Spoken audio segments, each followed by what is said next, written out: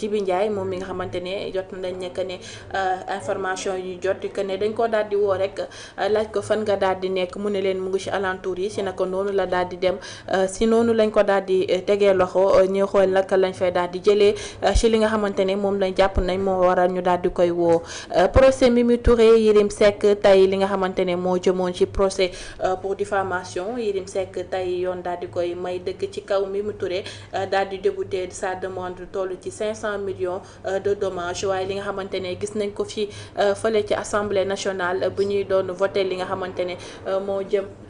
li nga xamante ne gis nañ li xew ci assemblée nationale bi ñuy voté jëm ci loi rectificative bi finance jëm gis nañ ni ñu naan 139 ñoo daal di voté 26 pour 11 ñoo daal di contre 12 ñoo daal di abstenir si li nga xamante ne moo daal di xew waaye ñu dem seetaan li nga xamante ne moo jëm ci vidéo bi xewoon ci jour bi ñuy voté loi rectificative kàddu yi nga xamante ne Aïssata Tall Sall yëkkati na ko di ko fàttaliwaat ki nga xamante ne mooy Cheikh Diba jëmale ko ci li ñuy wax ci dette bi que ne dañ koo daal di caché moom Aïssata Tall Sall di ko fàttaliwaat que ne yéen a fi nekkoon démb yéen a fi nekkaat tey ci li nga xamante ne moo daal di xew ci réew mi mu nekk loo xamante ne nemmeeku nañ ko fa moom Aïssata Tall Sall à chaque fois rek bu ñu gisee li nga xamante ne moo daal di xew ci réew mi da ciy daal di indi ab jàngatam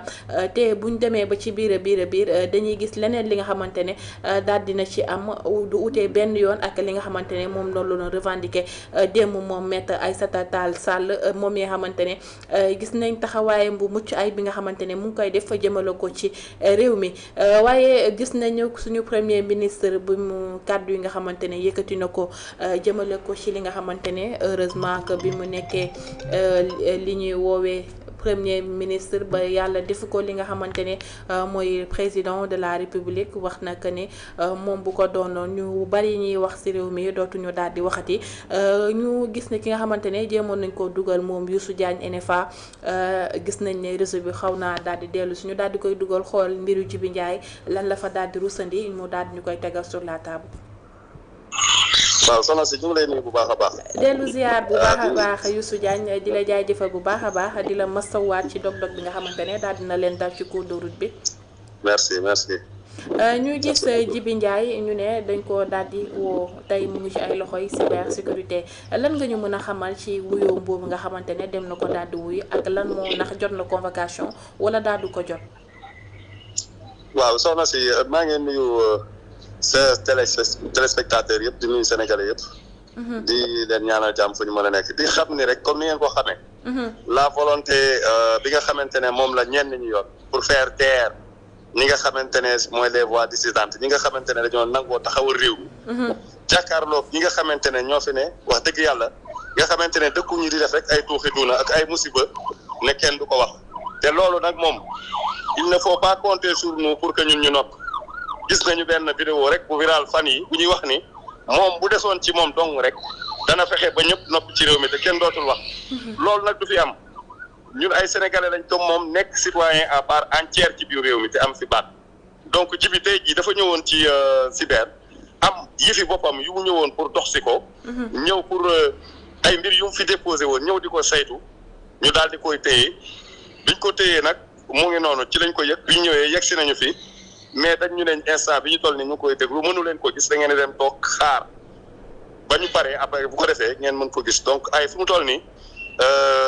ay avocat am rek ak kii ñoo ko mën a gis donc ñun noonu lañ ci toll fu mu toll nii. mais jaay doole bu jéggi dayoo daal dañ commencé gis ci réew mi. mais mën nga ñoo wax lan moo sooxee li nga xamante ne moo waral tey ñu woo ko ne ko ñëwal mu daal di rek dem.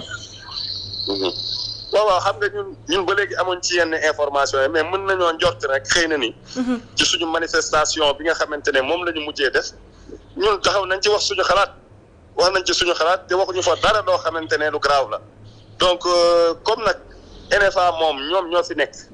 doon mouvement doon ay sénégalais à part entière des citoyens yoo xamante ne defuñu lu dul jël def seen ak seen yelleef ci réew mi ñu ne ñii. non ñii il faut que ñu teel leen a noppiloo parce que suñ leen bàyyee rek ñu wax nii danañu yee population bi danañu yee askan bi naxaate yi nga xamante ne moom mooy am ci réew bi dinañ ko fi jëlee je pense que ni daal loolu tey jii moo tax ñu daal di koy fexe rek mu noppi loolu moo taxoon tey jii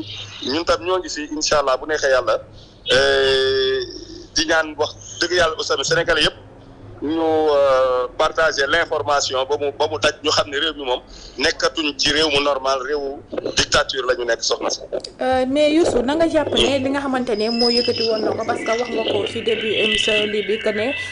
vidéo buy viral di wax que ne bu desoon ci moom dong rek ñiy wax dootuñu daal di wax da nga jàpp ne loolu mooy suivre li nga xamante ne mooy tuddalitam ba tey ñu daal di yem ci loxoy Djiby Ndiaye.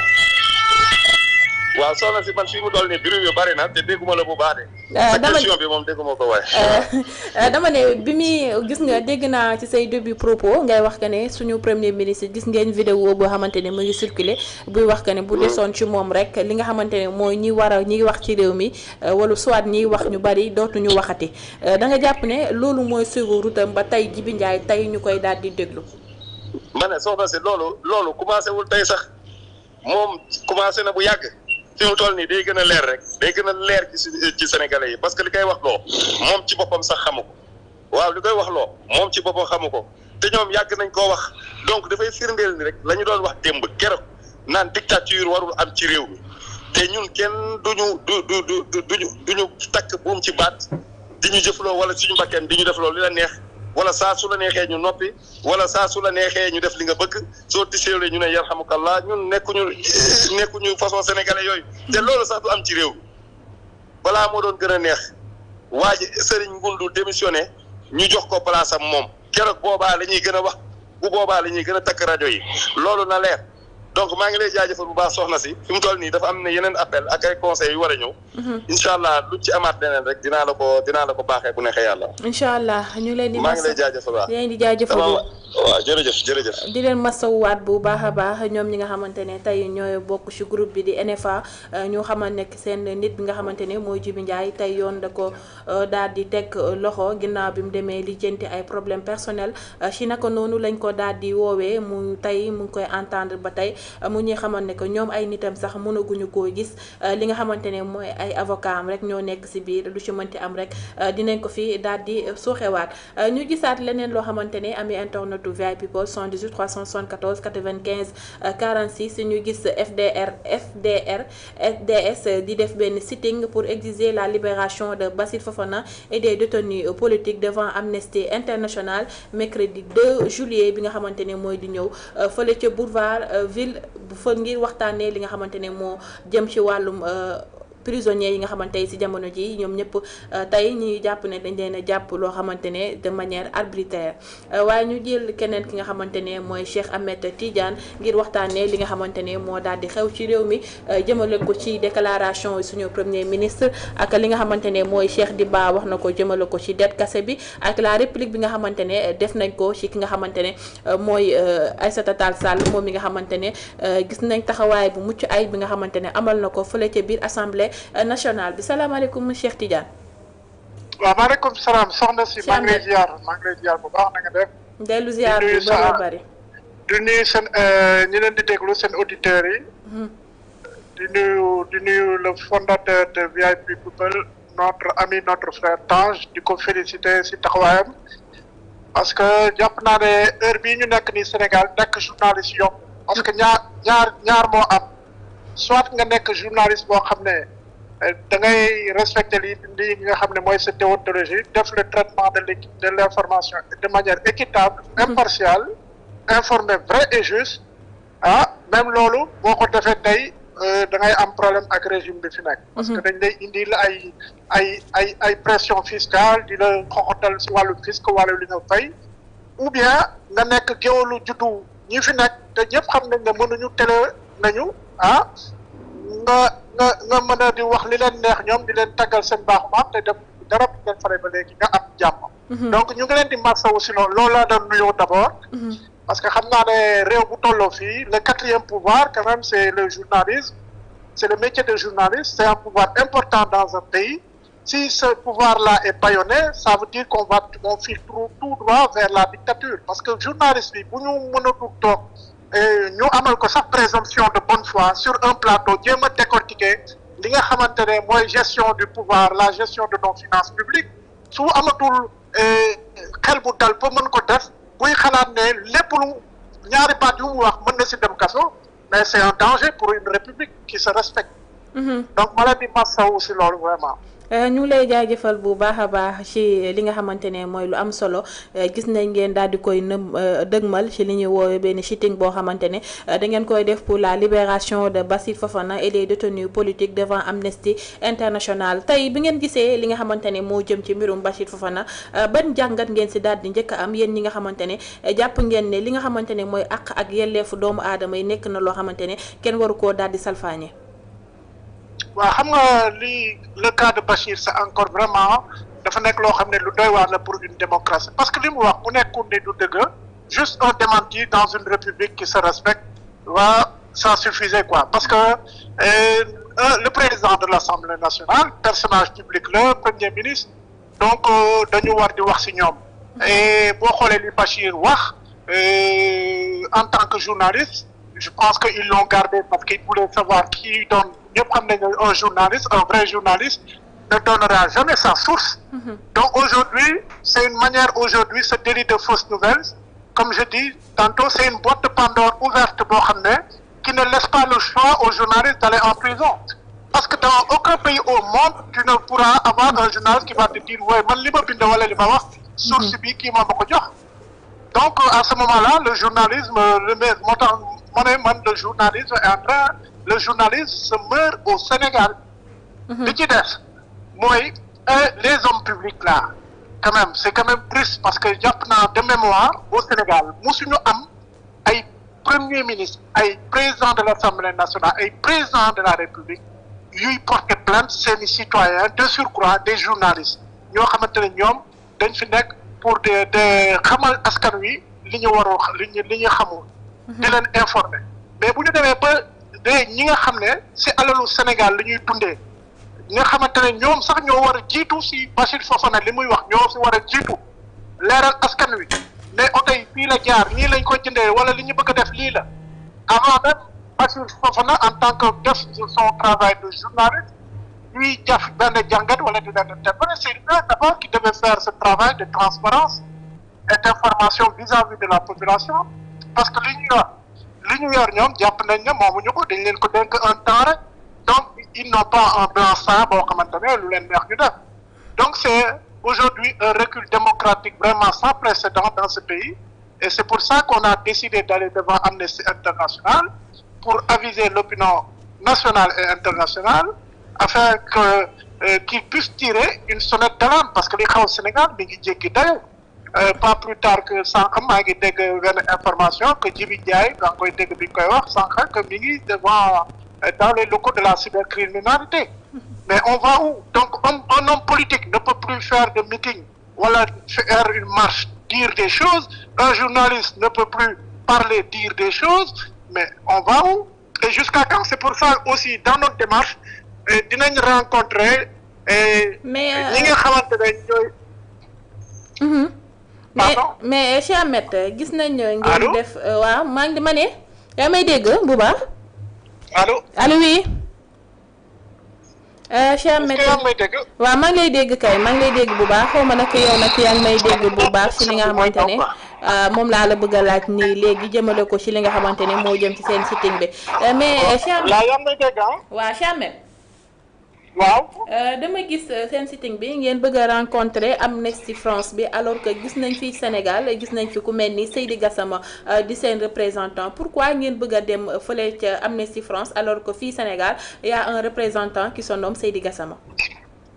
waaw parce que xam nga wàllu ONG yooyu boo xoolee dañuy fonctionner ensemble partout à travers le monde donc di am seen assemblée générale ak yooyu di am benn code de conduite boo xam ne partout à travers le monde dañ koy partager et ñoom dañ fi nekkal pour xeex li nga xam ne pour défendre li nga xam ne mooy les droits de l'homme dans les pays loolu mooy loolu moo leen tax a nekk loolu mooy seen substrat mais bu ñu demee ba dans un pays comme le Sénégal quelqu'un qui se dit défenseur des droits de l'homme am pignon sur rue et qui porte la pancarte des défenseurs des droits de l'homme Amnesty International Sénégal non seulement doo ko dégg su ñuy jàpp ay sénégalais de manière injuste au contraire des fois sax da nga koy gis de manière subtile mu ànd ci li nga xam ne pouvoir bi mi ngi koy def loolu tax ñu on a jugé utile non seulement en marge du sitting daal di rencontrer les dirigeants de Amnesty International ici en France pour récuser ki nga xam ne mooy Seydi Gassama. Il n'a plus rien à faire dans cette ONG de défense des droits des droits de l'homme. Il a rien à faire, il a strictement plus rien à faire, parce que on peut dire que c'est même la 5e colonne de ce qui est en train d'arriver aujourd'hui à la démocratie sénégalaise. Ak yi nga xam ne xeex yi nga amoon yëpp am nañ ko ci niveau principe démocratique ak démocratique tey en complicité avec des gens comme Seydi Gassama, le Sénégal est en train de perdre ça, mais qu'il se détrompe parce que la voix du Sénégal, la voix des enfants du Sénégal un peu partout à travers le monde va continuer de résonner, et moom on va faire en sorte de l'enlever de là où il est, parce qu'il ne mérite pas de ce poste-là. C'est un vulgaire vilain.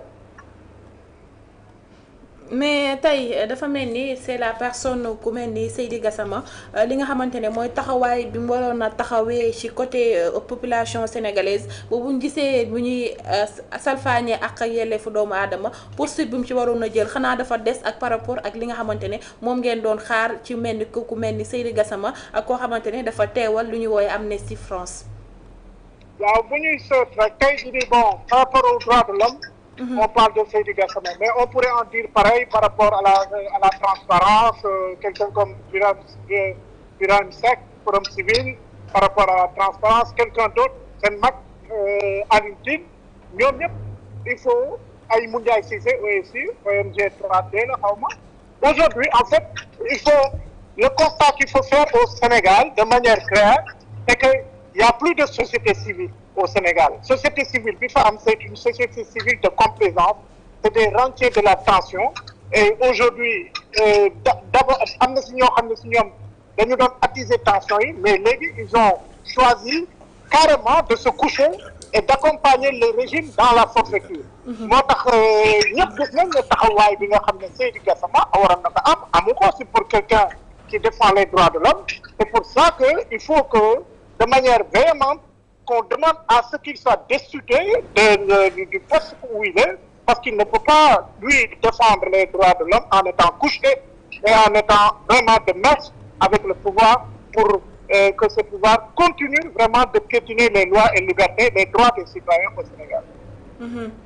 Mais mu nekk jàngat bu am solo boo xamante ne nemmeeku nga ko ci jamono ci taxawaay ku mel ni Seydi Gassama comme ni nga ko waxee am na ñeneen ñoo xamante ne ñu ngi fi ay Birahim Seck Forum Civil ñoo xamante ne waroon nañoo am beneen taxawaay bu mucc ayib jëmale ko ci li nga xamante ne mooy sur la population sénégalaise ba lu ñu woowee seen ak seen yelleef kenn dootu ko salfaañee. Mais tey bi nga gisee li nga xamante ne moo xew ci loi rectificative bi nga xamante ne defoon